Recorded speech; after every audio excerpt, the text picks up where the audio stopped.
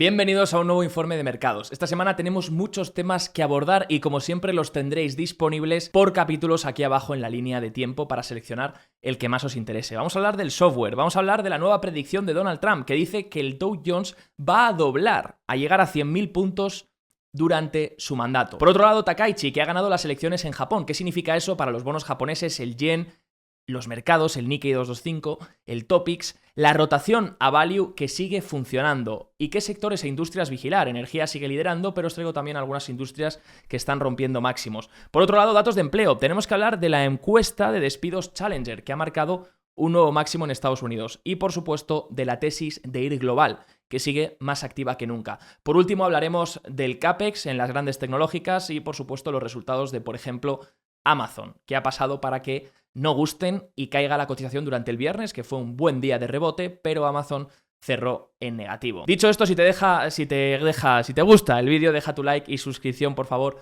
para apoyarlo y así yo saber que tengo que traer más contenido de este estilo. Ahora sí, arrancamos. Si le preguntas a una persona qué tal ha ido la semana en Wall Street, posiblemente te dijese, pues ha sido terrible, ¿no? Porque hemos tenido ciertas liquidaciones, cierta venta, bastante volatilidad, el VIX volvió a incrementar. Esto durante el jueves. Luego el viernes hubo cierto rebote de alivio, cierto rebote que algunos creen que puede ser un rebote muerto para seguir bajando la semana que viene. Pero si ves el mapa de los últimos 5 días y te fijas en el mapa de calor, pues se ve mucho verde. Entonces uno dice, oye, ¿qué está pasando aquí, no? Y donde vemos sobre todo rojo es en las grandes tecnológicas y en una industria en específico. La industria del software, por supuesto, que viene sufriendo y que ya cae un 20% en lo que va de año 2026. Es una caída importante y que no solo afecta al software, a las empresas y a las acciones, sino que también está afectando a las empresas de crédito privado, a las que han invertido capital en principalmente esta industria, en la industria del software. Si miramos el mapa de ETFs, pues vemos bastante verde. Lo que pasa que vemos verde ¿en qué? En las pequeñas empresas, en las medianas, en las grandes, pero factor value, que enseguida vamos a hablar, mientras que vemos mucha caída en growth, en Nasdaq 100, que cae un 2% a las grandes tecnológicas, y en cambio, si vemos los índices generales bastante más planos, pero los equiponderados, que le dan el mismo peso a todas las acciones, por ejemplo, el equiponderado del S&P 500, que le da un 0,2% de peso a todas las acciones del índice, sube un 2% en la semana, mostrando una mejor participación de mercado en un entorno en el que las grandes líderes de este mercado incentivado por la temática de inteligencia artificial, las grandes líderes están sufriendo, pero está rotando el capital al resto del mercado. Ahora bien, ¿es esto sostenible? Vamos a ir comentando. En cuanto a sectores, vemos energía a liderar, industriales, materiales, otro 4%, los tres sectores esta semana. Vamos a hablar también de la banca regional, que sube un 7% esta semana, junto con los constructores de viviendas, que han subido un 8%, dentro de un posible proyecto que quieren participar los constructores de viviendas dentro de ese programa de asequibilidad de Donald Trump por reducir el coste de acceso a la vivienda para las familias. Enseguida vamos a hablar más sobre ello. Vemos también mercados internacionales y emergentes hacerlo genial, cripto que ha sufrido muchísimo, algunas partes de materias primas que también han sufrido y en definitiva lo que más ha sufrido es el software. Pero de hecho ha ocurrido algo único, algo que no ha ocurrido anteriormente en la historia. Y es, si tú o a nosotros nos dicen, oye, el año pasado, una industria que pesa más de un 8% de la capitalización total del mercado va a caer un 20% en tan solo un mes. ¿Qué crees que harán los índices generales? Bueno, pues uno habría pensado, oye, yo creo que los índices generales sufrirán también, ¿no? Porque esta industria, si tiene tanto peso, lo acabará arrastrando.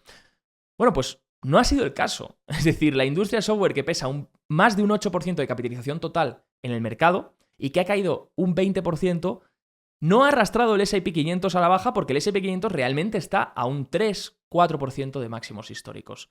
Esto, dice el informe que he estado leyendo esta mañana de 314 Research, no ha ocurrido nunca. Y puede dejarnos dos lecturas. La primera es que quizás los índices todavía tienen que ajustar un poco a la baja, o la segunda es que los índices son más resilientes de lo que pensamos, e incluso con una industria que pesa tanto y que ha caído tanto, han logrado aguantar, lo cual es un punto de resiliencia tremendo para el S&P 500. Sí que es verdad que el S&P 500 viene plano desde octubre. Prácticamente, si cogemos un poco octubre-noviembre, fue el momento en el que se identifica que los activos de riesgo empiezan a no tener tanta atracción como venían trayendo desde verano de 2025. Y a partir de octubre-noviembre, que es de hecho cuando las criptos hacen techo, empezamos a ver las tecnológicas mucho más planas. Y de hecho algunas incluso bajando un poco. Mientras que empezamos a ver rotación a otros sectores, que enseguida vamos a comentar.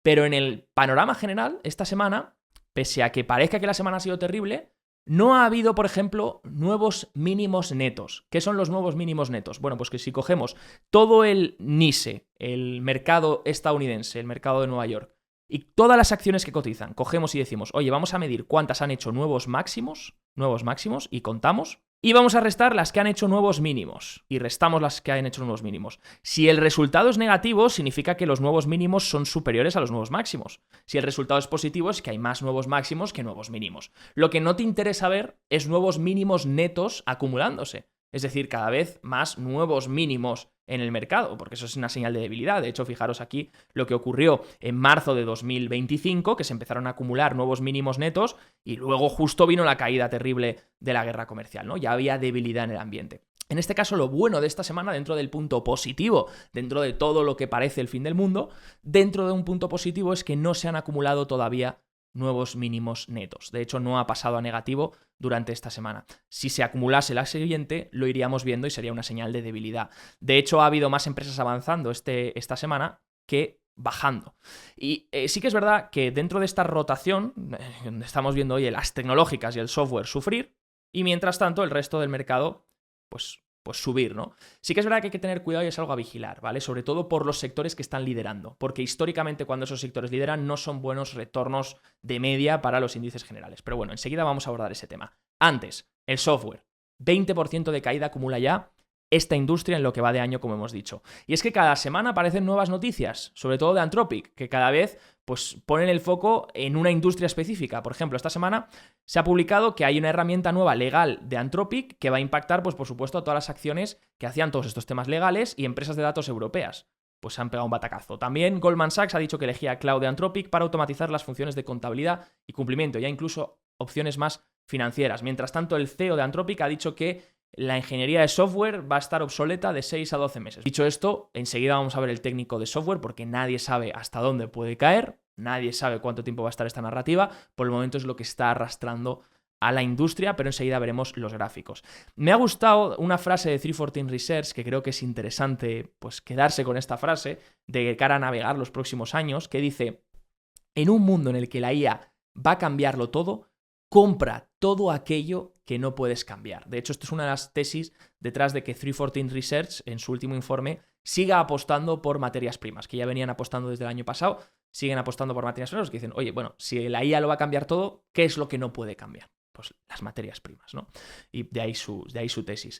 Dicho esto, por otro lado, tenemos a Trump, que predice que el Dow Jones llegará a los 100.000 puntos al finalizar su mandato. Esto es lo que ha puesto el viernes por la noche, ha subido este post, donde decía que, bueno, que antes de finalizar su presidencia, que va a llegar el Dow a los 100.000. El Dow llega a un nuevo récord este viernes de 50.000 puntos. Y dice, ojo, espero que la Corte Suprema de Estados Unidos esté mirando. Recordar, Trump siempre ha estado acertado en todo. A ver, le dice esta pulleta a la Corte Suprema de Estados Unidos porque el Supremo tiene que dictaminar si los aranceles que puso Trump bajo la ley IEPA, ley de emergencia nacional, donde decía, oye, hay una emergencia nacional que es la de fentanilo. Eso me permite poner aranceles a los países que yo creo que están generando esta crisis, ¿no? China, México, etc. Y les puso aranceles bajo la ley IEPA sin tener que llevarlo al Congreso. Es poder ejecutivo directamente. Claro, aquí donde está el tema es que el Supremo está viendo si realmente la IEPA contempla poner aranceles como medida de seguridad nacional, porque no dice nada la ley sobre aranceles, dice sobre otras medidas, pero no sobre aranceles. Y entonces, claro, le dice a la Corte Suprema que todavía no ha dictaminado, que no se atreve a dictaminar. La Corte Suprema lo ha pospuesto ya 4 veces, pues nadie se atreve a salir a decir ahí si los aranceles son legales o no. En Japón, Takaichi ha ganado las elecciones y ahora con bastante mayoría. Esto le va a permitir poder aplicar sus políticas que suelen ser más de gasto fiscal, más de estímulo, más pro defensa. Takaichi también está muy centrada en el coste de vida, de cómo ha incrementado para las familias japonesas, está muy centrada también en los jóvenes. No olvidemos la última decisión que tuvo, que fue quitar el impuesto a los alimentos, es del 8% aproximadamente en Japón. Bueno, pues lo eliminó. Obviamente eso va a suponer mucho más gasto que va a tener que financiar el gobierno y por eso también es pro estímulos, ¿no? Y claro, aquí todo esto es cómo va a reaccionar el mercado. Bueno, pues ahora tiene muchísima más mayoría para tomar más decisiones, pero es que además esto significa que, bueno, lo primero, seguramente los rendimientos de largo plazo de los bonos japoneses sigan subiendo, los intereses sigan subiendo, porque obviamente si hay más política fiscal, pues la prima de plazo va a incrementar y los tipos de interés a largo plazo van a seguir subiendo, porque anticipan mayores déficits y mayor inflación futura. Por otro lado, el mercado también va a descontar ese más impulso fiscal, ¿no? Por parte de Takaichi, con lo cual va a seguir descontando crecimiento en Japón. El yen quizás se debilita un poco y las bolsas japonesas pues siguen siendo un refugio para esa pérdida de valor de la divisa, ¿no? Por otro lado, si volvemos a Estados Unidos, el mercado ha seguido priorizando la temática valor, ¿vale? Fijaros, vemos siempre este gráfico del año acumulado y vemos que el factor growth ya lleva una caída relativa del 5% en lo que va de año, mientras que el factor value lleva una subida del 5%, así que ya vemos una diferencia del 10% entre value, empresas de temática valor, factor value, y factor growth, empresas de temática crecimiento. Y como vemos, pues ya hay un diferencial muy gordo. Aunque sí que es verdad que estas semanas pues podría corregirse un poco. Aunque la otra esté liderando, quizás tenemos un poco de regresión a la media, donde vemos un poquito de rebote en growth, que viene un poco sobrevendido, y un poquito de calma en value. Aunque por el momento creo que el año va a seguir siendo liderado por la temática value y la temática small caps. Mientras que el growth y el momentum van a seguir un poquito más flojos. Factores que de hecho habían liderado los últimos años.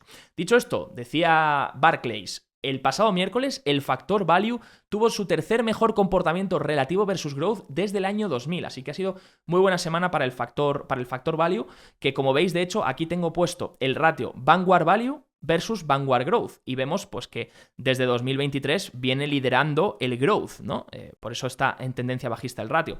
Pero fijaros que desde octubre, prácticamente, que es cuando las tecnológicas empiezan a consolidar y desde entonces no se han movido mucho, pues desde octubre vemos el value que empieza a ganar fuerza relativa contra el growth, y que de hecho por primera vez en los últimos años, desde 2023, ha roto esta tendencia bajista que venía haciendo desde 2023. Aquí lo intentó, bueno, de hecho aquí si cogíamos la tendencia también la rompió, pero luego volvió otra vez para abajo, así que veremos cómo progresa esta tendencia bajista que ha intentado romper. Sí que es verdad que he puesto la tasa de cambio del ratio a 5 días y es un 6%, así que fijaros que es un nivel bastante elevado, así que quizás tiene que reposar un poco el ratio value, o sea, el factor valor, y luego ya ver si sigue liderando en las próximas semanas, ¿vale? Pero ¿por qué ha habido esa rotación tanto a value? Bueno, una de las razones son los datos de PMI, ¿no? El PMI manufacturero del ISM en este caso. El PMI son esas encuestas que se mandan a los gestores de empresas sobre cómo ven la actividad, ¿no? Y hay manufacturero y de servicios. El manufacturero, como sabéis, lleva desde 2022 en contracción, por debajo de 50. Si está por debajo de 50 es que el mes ha sido en contracción, si está por encima es que ha sido en expansión. Bien, pues llevaba por debajo de 50, intentó aquí salir en el año pasado, pero no lo consiguió, y llevaba por debajo de 50 muchos años. Dicho esto, ha sorprendido que ha habido un disparo del PMI del ISM manufacturero hasta 52,6, es decir, ha expandido, se ha puesto en expansión y ha sido el mayor nivel desde enero de 2022, lo que muestra una clara reaceleración en todo lo cíclico y todo lo que tiene que ver con temática value, más energía, industrial, materiales básicos, todo lo que está más relacionado con esta parte. Luego que la caída del software obviamente ha arrastrado todo el factor growth y momentum, y por eso hemos visto esa rotación más a value, ¿no? Hablando antes del software, decíamos, oye, viene cayendo un 20%, vale, fijaros que estamos en una tendencia importante, estamos también en una media que no se ve por detrás, pero es una media a largo plazo importante, quizás por eso creo yo que estas próximas semanas podría venir un rebote de sobreventa en todo lo que es growth y todo lo que es momentum, incluso en industrias muy castigadas como es el software, y relajar un poco en value, pero luego que el value siga retomando este liderazgo, ¿vale? Así que unas semanas a lo mejor de retorno a la media y luego, para calmar un poco este liderazgo tan fuerte, y luego siga liderando el value, que es un poco lo que os mostraba en este gráfico, ¿no? Un retorno a la media un poco, pero que el value siga liderando versus el growth en factores, en este caso durante este año. ¿Por qué también se está incentivando? Bueno, pues por las industrias y los sectores que están liderando, ¿no? Servicios petroleros, energía, metales y banca regional están liderando el año. Son más industrias y sectores de temática valor, mientras que el software, la tecnología, internet y comunicaciones están lastrando el año, que son más sectores e industrias de temática crecimiento, de temática growth. El sector energía, que os había compartido hace 3 informes ya, y fue uno de los sectores que pusimos en el pronóstico 2026 como sector que seguramente podía romper máximos y un poco ser la gran sorpresa, bueno, pues lleva 1, 2, 3, 4 semanas en positivo desde que ha roto esta consolidación, desde abril de 2024, y bueno, pues desde entonces ha liberado muy bien esta caja. Sí que es verdad que obviamente está un poquito vertical estas últimas 4 semanas y quizás tiene que reposar un poco, pero como vemos está liderando. De hecho, el ratio, que era una de las cosas que todavía no teníamos confirmación, el ratio de energía versus S&P 500, para ver ya la fuerza relativa de uno contra otro, vemos que parece estar intentando romper una tendencia bajista que venía formando desde 2023. Es decir, desde 2023 era mucho mejor estar en S&P 500 que estar en energía. Desde ahora parece ser que esto está empezando a cambiar, y si empezamos a seguir viendo que el ratio sigue liberando, pues eso son más confirmaciones para seguir manteniendo el liderazgo en energía, que me está gustando mucho como lo ha hecho, pero de nuevo, que tendría que reposar un poco como todo el factor value. Así que si se combina ese reposo en energía y factor value, pues obviamente da pie a que quizás factor growth rebote durante unas cuantas semanas, pero ahora mismo el liderazgo creo que lo tiene energía, creo que lo tiene valor para mantenerlo durante el año. Ahora bien, quiero dejar una cosa clara, y era algo que comentamos en el informe anterior. Cuando energía lidera, los retornos no son los mejores, ¿vale? Esto es importante. Que energía lidere no es una buena señal para el mercado en su conjunto. De hecho, fijaros, aquí NDR lo que ha hecho ha sido coger los sectores cuando lideran y ver cuál es el performance o la rentabilidad del S&P 500. Vemos que cuando energía lidera es la única vez que el S&P 500 da una rentabilidad anualizada media del menos 7%. Esto no ocurre con ningún otro sector. Sí que es verdad que cuando lidera consumo defensivo la rentabilidad es muy bajita, un 5%. También es un sector que no interesa que lidere. Cuando lidera también utilities es de un 8%, no interesa. O cuando lidera salud, que es más defensivo, es de un 2%. Pero cuando lidera tecnología, industriales o consumo discrecional, pues es del 22%, del 12%, del 17%. Es decir, ahí es cuando se producen los mejores retornos para los índices generales. En cambio, cuando lidera energía, no. Por eso hay que vigilar que energía lidere bien para factor value, bien para los que estamos posicionados en energía, pero, de nuevo, no suele traer retornos medios positivos para el S&P 500. Tampoco cuando lo hace el consumo básico, que de hecho ha rotado rápidamente el mercado de consumo discrecional, que es el que está más ligado al ciclo, a consumo básico, que es mucho más defensivo. ¿Por qué ha venido esta rotación?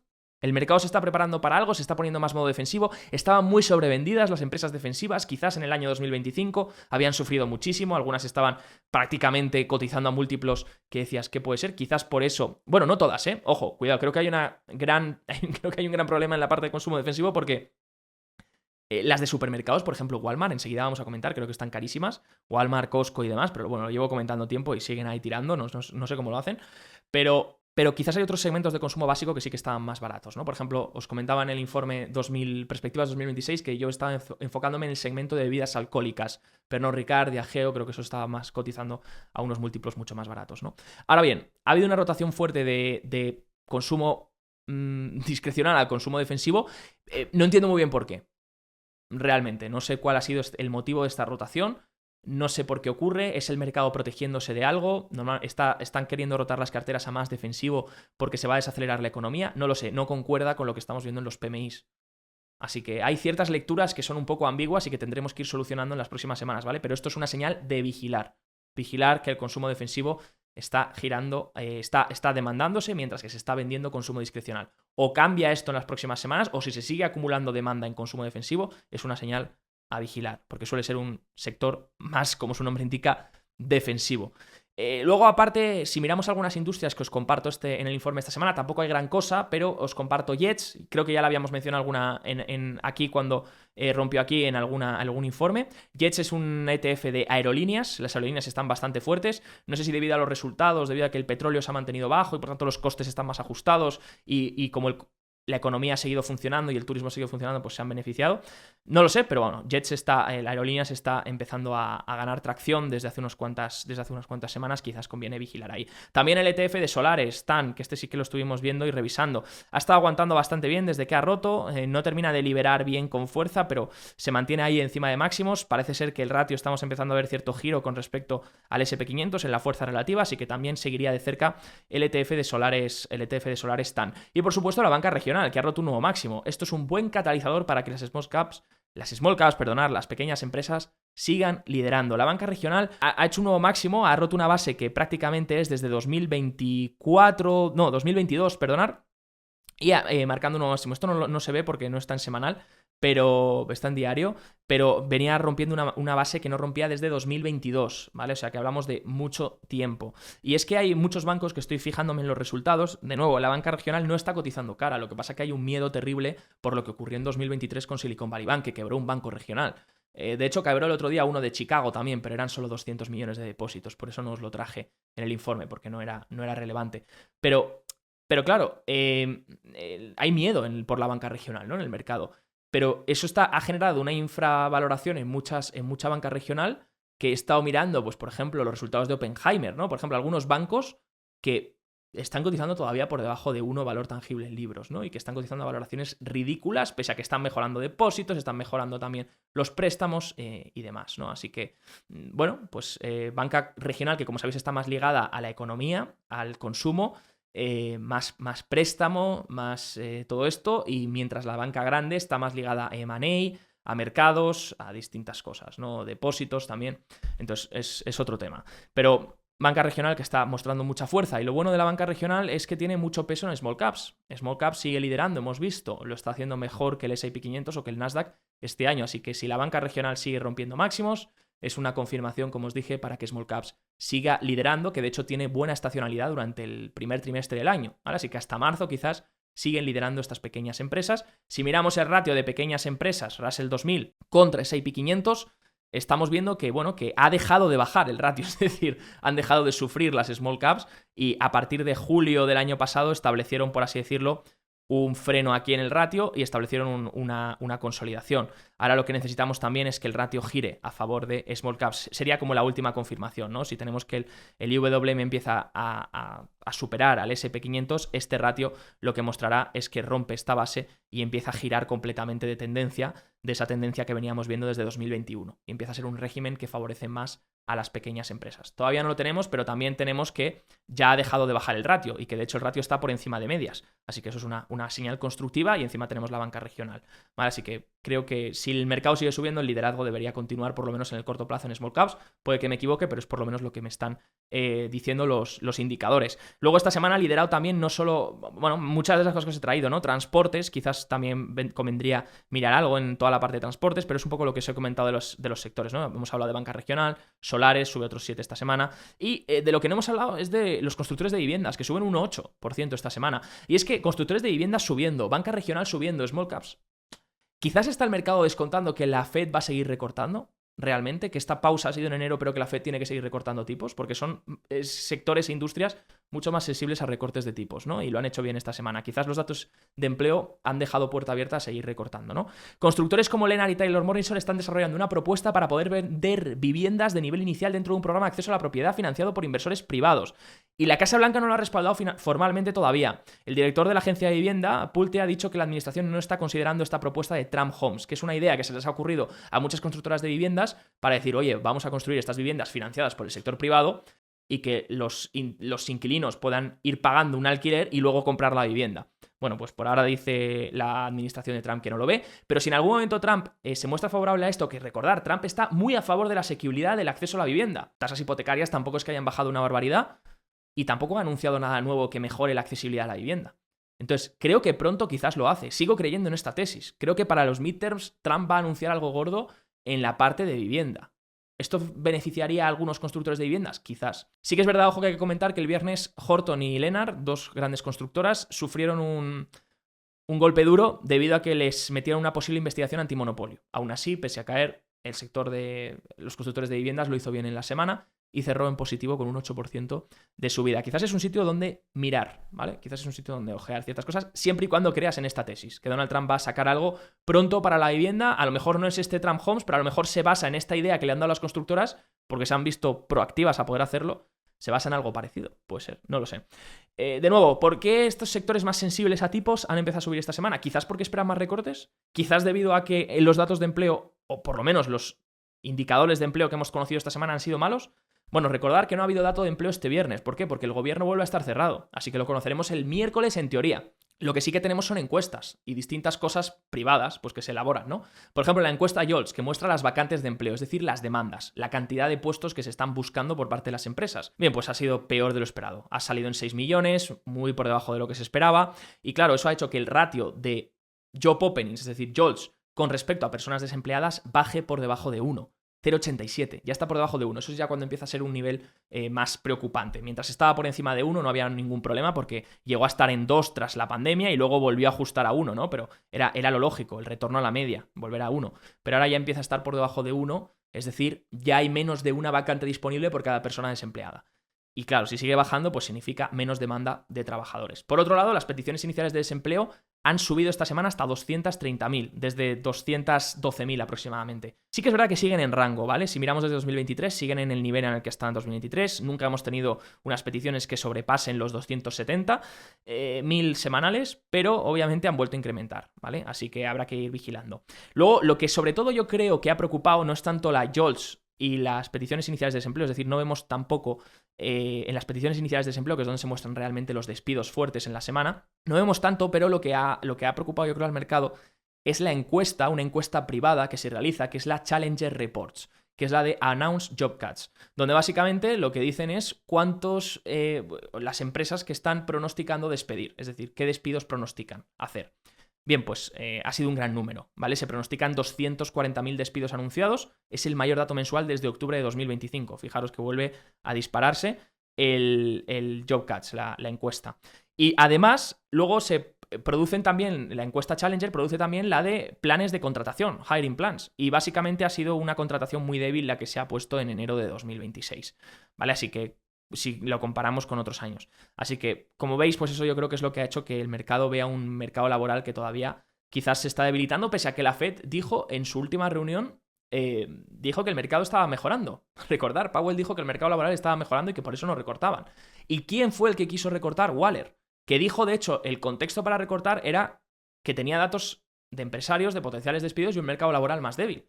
Así que parece ser que Waller quizás tenía razón y que el mercado laboral sí que se estaba debilitando y hacía falta un recorte en enero.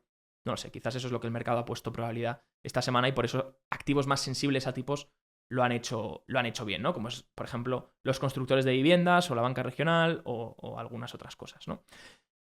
Claro, aquí ya está también el debate, el tema de si quizás todos estos recortes es porque la economía se está debilitando o por la productividad.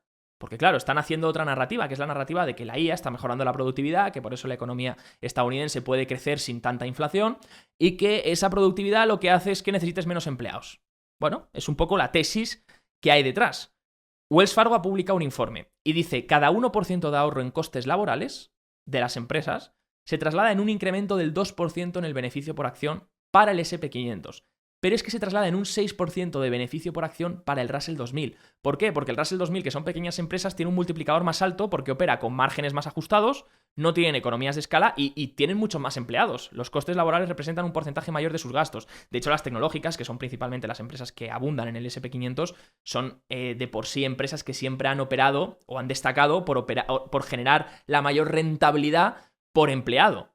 Porque tienen pocos empleados, pero generan muchísimo dinero por cada uno de los empleados que tienen, ¿no? Mientras que otros sectores no. Otros sectores más tradicionales no, y ahí es donde tienes más empresas en el Russell 2000, ¿no? Por otro lado, el crecimiento de los beneficios EPS a nivel global, comparte Fidelity, sigue acelerándose. Si miramos el MSCI emergentes, se aceleran al 32% y 22% en el MSCI desarrollados, pero excluyendo Estados Unidos, ¿vale? Así que están acelerando los beneficios por acción que venían más o menos planos, mientras los de Estados Unidos estaban acelerando, venían más o menos planos, pues ahora los del mundo entero están acelerando. Por eso la tesis de ir global sigue estando activa. Pero no solo los beneficios, sino también el payout, la distribución. ¿Qué es el payout? Tanto los dividendos como las recompras. Bien, eso es la caja que le retornas a los accionistas. Pues está incrementando, sobre todo en mercados emergentes, ¿vale? Fijaros que el payout en mercados emergentes está disparándose, muchas empresas empezando a dar dividendo, empezando a incrementarlo, etc., lo cual pues atrae a los accionistas. De hecho, lo que hacen es poner en una gráfica el payout, el crecimiento del payout a 5 años, dividendos y recompras, y el forward PER, es decir, la valoración de cuánto estamos pagando por los beneficios de los próximos 12 meses. Como vemos, emergentes, pues está cotizando un forward PER muchísimo más bajo, obviamente, que Estados Unidos. También es lógico que coticen a múltiplos más bajos porque son activos que asignas una prima de riesgo mayor. Y luego, mercados desarrollados, que no son Estados Unidos, de nuevo también creciendo más el payout y cotizando un múltiplo menos exigente, ¿no? 15 veces con respecto a 22. También es verdad que aquí hay mucho peso en tecnología que no es lo que suele haber en mercados desarrollados excluyendo Estados Unidos, que suelen ser otros sectores. Por ejemplo, en Europa no es el sector más abultado la tecnología, al revés, es el financiero, ¿no? Y por eso pues hay múltiplos más bajos, ¿vale? El múltiplo hay que cogerlo con pinzas porque también depende del peso sectorial y del tipo de calidad de las empresas y demás. Pero está claro que está habiendo una mejora en mercados desarrollados, en mercados emergentes, en cuanto a crecimiento, retorno a los accionistas y demás, y que el mercado está buscando también cierta diversificación ahí.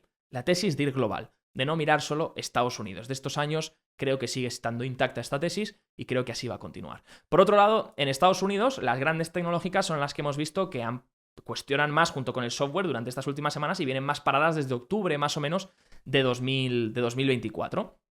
2025, perdonad, ya no sé ni en qué año vivo. Y es que han reportado resultados, ¿no? Ha habido de Alphabet, la semana pasada veíamos de Meta, así que es verdad que disparaba a Meta el pronóstico de ingresos para el próximo trimestre, para el primer trimestre del año 2026, pero claro, no se disparaba en bolsa, pero también incrementaba el CAPEX y el inversor sigue cuestionando un poco la rentabilidad operativa. Es decir, vale, muy bien, estás mejorando muchísimo las ventas, estás creciendo a un ritmo espectacular, pero claro, ¿cuánto va a quedar en el margen? ¿Cuánto va a quedar en el beneficio? Que es al final lo que me importa. Y en el flujo de caja, que es todavía lo que me importa más. Bien, pues esa es un poco la duda que se sigue haciendo los inversores, ¿no? Alphabet, por ejemplo, crecía el cloud por encima del 40% anual, si no me equivoco, me ha parecido una barbaridad, y aún así no gustaron los resultados. Y también en Amazon, que un fuerte crecimiento en AWS, de hecho, el mejor en los últimos trimestres, 24% incrementa interanualmente y sigue reacelerando trimestre a trimestre desde junio. Como podemos ver aquí, una fuerte reaceleración del crecimiento de la parte cloud de AWS, pero el tema es el incremento en CAPEX. De hecho, los ingresos han batido 213.000 millones versus 211.000 estimado, bate por un 1%, crecen al 14% anual. También es verdad que se han beneficiado mucho de la caída del dólar, ¿vale? Si no ajustas por divisa, suben un 12%.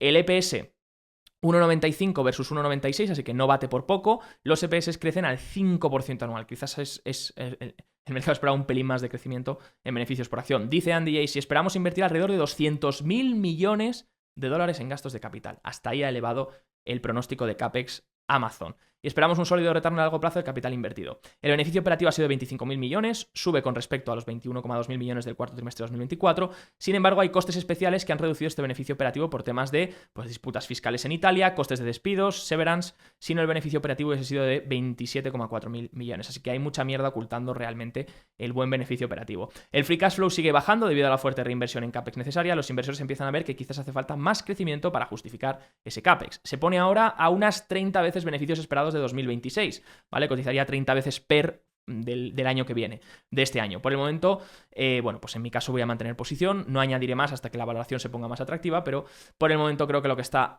atrayendo al mercado, o echando para atrás al mercado, mejor dicho, es estos incrementos, pues obviamente en CAPEX que estamos viendo en todas las empresas, ¿no? Porque llega un punto en el que, ¿por qué la gente se pregunta, joder, pero por qué si estás invirtiendo en tu negocio para ganar más, por qué es malo o por qué al inversor no le gusta? Bueno, al inversor no es que no le guste, al inversor lo que pasa es que, claro, tanto nivel en CAPEX significa para los años posteriores una mayor depreciación, un mayor gasto en amortización, depreciación de los activos que tengas. Va a ser muy complejo analizar cuál es la vida útil de esos activos, porque si te has equivocado en la vida útil de esos activos, realmente el gasto que vas a pronosticar de depreciación va a ser mayor. Luego, porque el balance se vuelve mucho más intensivo en capital y una empresa muchísimo más difícil de operar y de analizar, no tanto como era antes, que eran negocios que han operado siempre con un balance muy simplificado y muy bajo intensivo en activos, por así decirlo. Y ahora te topas con un balance mucho más intenso en activos que vas a tener que financiar, porque también este CAPEX, ¿de dónde lo financias? Tienes que financiarlo. Entonces estamos viendo en muchos balances de las grandes tecnológicas también más deuda, cuando eran empresas que nunca habían tenido mucha deuda y que habían operado con muchísima caja, una caja neta casi siempre, y pues ahora empiezas a ver menos caja en los balances, empiezas a ver más deuda, y claro, no es una cuestión de que no guste, es una cuestión de que tienes que mantener un crecimiento muy elevado para mantener tu ROIC. Tu retorno del capital invertido, porque en la parte del divisor te está incrementando lo que es el gasto en activos fijos, lo que estás invirtiendo, pero para que se mantenga el retorno en el numerador, lo que tienes que incrementar es el NOPAT, que son los beneficios operativos después de impuestos. Es decir, tienes que generar más beneficio operativo. Y claro, para generar ese beneficio operativo tienes que crecer mucho más, a un ritmo muy acelerado. Entonces, Claro, aquí es donde va a estar el dilema, que mantengan unas tasas fuertes de crecimiento de ventas para que eso se traslade al beneficio operativo y mantener la rentabilidad de la inversión, ¿no? Del ROI. Pues empiezas a tener valoraciones interesantes en Meta, en Amazon creo que también, porque Amazon también es otro negocio en otras cosas, ¿no? Publicidad también ha escalado, luego tienes obviamente el third party y demás. Pero bueno, creo que ese es un poco el dilema del mercado que necesitará un poco de visión más sobre qué pasa con este CAPEX, porque también además más necesidad, o sea, más inversión en CAPEX igual a más necesidad de financiación y menos distribuciones a los accionistas. Esto es importante. Fijaros qué gráfico más interesante de BCA Research, donde dice, este gráfico básicamente lo que muestra son las operaciones de financiación. Se trata de distribuciones de capital menos emisiones de capital. En términos netos, los hiperescaladores están captando más capital, cuando hasta ahora, principalmente, estaban devolviendo en distribuciones a los accionistas, ¿vale? Entonces, cuando tú necesitabas captar capital, básicamente podías distribuir, ¿no? Y hacer esos payouts. Y casi todo lo que han hecho estas empresas ha sido recompras. De hecho, mucha parte del mercado ha estado impulsado por recompras de las grandes empresas y grandes tecnológicas, recompras de acciones, que al final es una forma de distribuir, una forma de payout, de pagar al accionista. Pero claro, esto cambia ahora, porque si ya no necesitas invertir tanto dinero en otra cosa, ya no puede haber tanta distribución y tanta recompra. Los programas de buybacks se tienen que reducir. Tienes que invertir el dinero en CAPEX, en lo que necesitas para llegar a poder seguir dando esta capacidad, ¿no? Y poder seguir creciendo el cloud, los centros de datos, distintas cosas, ¿no? ¿Vale? Pues eso va a ser el tema. ¿De qué pasa ahora si quitas todos esos buybacks, ¿no? Así que bueno, esa es la pregunta del millón. De todas formas, os diré algo, por ejemplo, Walmart, que es un poco la que se compara así competencia con Amazon, aunque no me parecen empresas para nada similares, pero Walmart está ahora cotizando más cara que Amazon, pese a tener un mucho menor crecimiento en ingresos. Sí que es verdad que quizás porque no tiene tanto CAPEX y por tanto no hay tanta incertidumbre, pero fijaros cómo está el mercado que está valorando más a un múltiplo de beneficios por encima Walmart con un crecimiento muchísimo más moderado y unos márgenes muchísimo más bajos que Amazon, lo cual es cuanto menos curioso, ¿no? Cómo a veces el mercado pues por base de ciertas narrativas o ciertos miedos puede hacer unas cosas u otras, ¿no? Yo sigo viendo potencial Amazon a largo plazo, pero entiendo que obviamente todo este contexto pues va a hacer que quizás las tecnológicas se mantengan durante un tiempo laterales, más meses quizás, y el liderazgo siga continuando hacia otros mercados, hacia más factor value, hacia más small caps. Creo que diversificar es la clave, gente. Os debo ese vídeo sobre la diversificación, pero ya sabéis que lo he defendido siempre en este canal. Diversificar es importantísimo. Imaginar toda la gente que tuviese todos sus ahorros únicamente en una clase de activo. Por ejemplo, Bitcoin. No porque esté en contra de Bitcoin, sino porque pues es un activo que te ha podido caer un 50% si entraste en unos momentos donde estaban por estos niveles, ¿no? Ahora bien, veo muchísima narrativa y muchísimo miedo en Bitcoin. De hecho, fijaros cómo han funcionado las portadas, ¿vale? Siempre que hay una portada suele ser contrarian. Ahora necesitamos una portada que diga que el Bitcoin se va a cero, y si esa portada sale, pues será una señal de que Bitcoin va a rebotar. De todas formas, en Bitcoin os estaré poniendo el gráfico. Creo que ha tocado la media de 200 semanas. También ha retrocedido toda la subida desde 2022, desde el mínimo de 2022. Ha retrocedido el 50% de la subida, lo cual es una zona, los 58.000 o algo así, es una zona bastante clave, donde tendría que venir algún rebote durante un tiempo.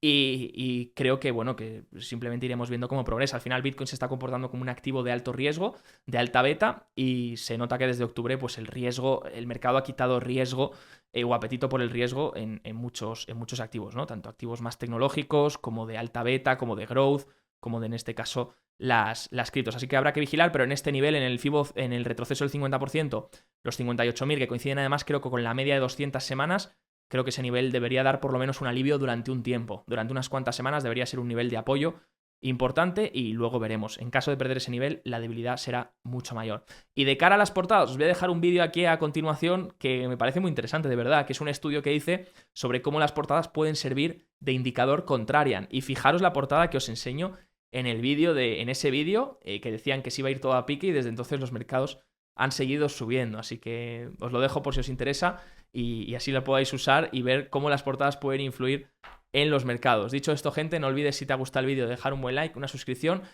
que te acompañe toda esta información durante esta semana bursátil, y nos vemos como siempre en el próximo informe de mercados. Un abrazo, familia.